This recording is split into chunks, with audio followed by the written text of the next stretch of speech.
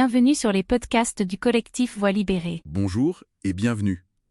Aujourd'hui, on se penche sur une initiative assez concrète qui est née suite au rapport de la SIEZ sur les abus dans l'Église.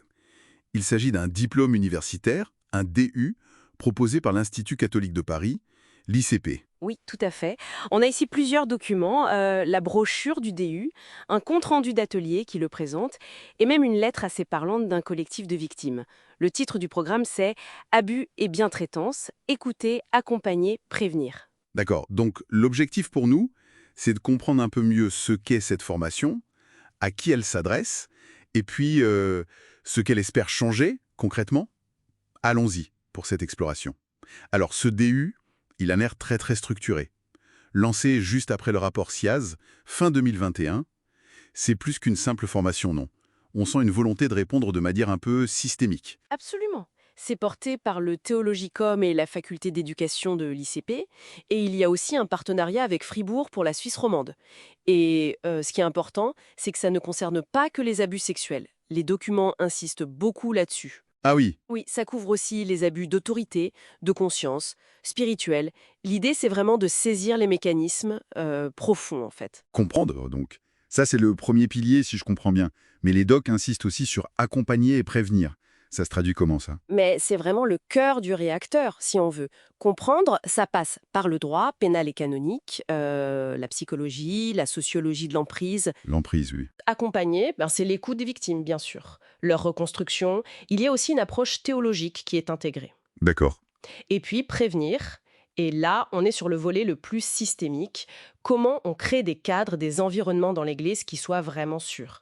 Comment on met en place cette bientraitance de manière active? Justement, pour mettre ça en place, qui sont les participants? Les sources parlent d'un public assez mélangé, j'ai l'impression. C'est ça, c'est assez révélateur. On trouve, évidemment, des acteurs internes à l'Église, des prêtres, des laïcs engagés, des membres des cellules d'écoute, les délégués à la prévention. Oui, les personnes en première ligne, en quelque sorte. Voilà. Mais, et c'est notable, c'est aussi ouvert à des professionnels qui viennent de l'extérieur, des avocats, des médecins par exemple. Et quelle est l'idée derrière ce mélange, d'après ce qu'on lit?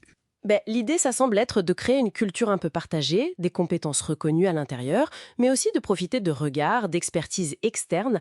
L'accès se fait après le bac, et puis il y a un entretien pour valider l'inscription, pour s'assurer de l'engagement, quoi. D'accord. Et on parle quand même déjà de plus de 100 personnes formées, françaises et suisses? C'est pas négligeable comme démarrage. Oui, et le programme en lui-même, 112 heures sur un an, avec des noms comme Jean-Marc Sauvé, Antoine Garapon. Ça envoie un signal de sérieux, de crédibilité, non? tout à fait. Cette approche pluridisciplinaire, elle est vraiment martelée dans les documents. Et c'est logique, vu la complexité du sujet. C'est ça. Il faut croiser les regards. Exactement. La psycho pour comprendre les traumas, les profils, le juridique pour les procédures, la théologie pour le sens, les dérives spirituelles possibles, et puis la sociologie pour analyser les dynamiques de groupe, l'emprise. Donc les cours, les ateliers, les études de cas, même les conférences publiques, tout ça vise à construire cette vision un peu intégrée. Et ça se passe sur 8 sessions de 2 jours, à Paris ou à distance depuis Fribourg. C'est ça. Autre point intéressant, le financement. On voit que le Fonds CELAM, la CORES, qui représente les religieuses, et la CEF, la Conférence des évêques, mettent la main à la poche. Qu'est-ce que ça implique, ce soutien institutionnel? Est-ce qu'il n'y a pas une petite tension potentielle entre le financement interne et l'indépendance du propos? C'est une très bonne question. Les documents, eux, le présentent comme une preuve d'engagement. L'idée, c'est de faciliter l'accès, d'aider pour les frais de déplacement, d'hébergement, de proposer des bourses. D'accord. Rendre ça accessible. Voilà. L'objectif affiché, c'est vraiment de professionnaliser les gens qui sont sur le terrain de l'accueil, de l'accompagnement, du suivi, de la prévention.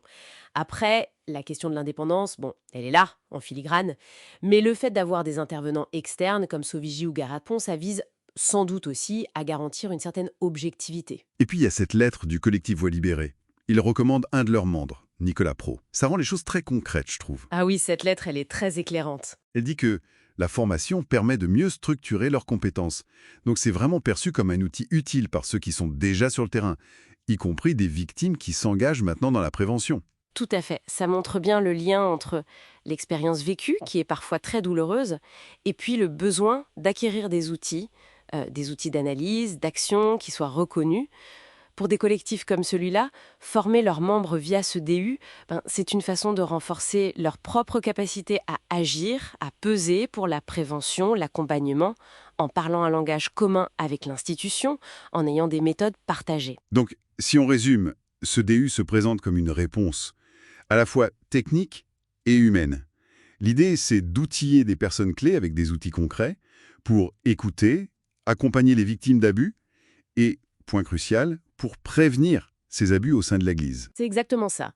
C'est une stratégie qui mise sur la formation, sur la compétence individuelle, pour essayer d'impulser un changement plus large, plus systémique.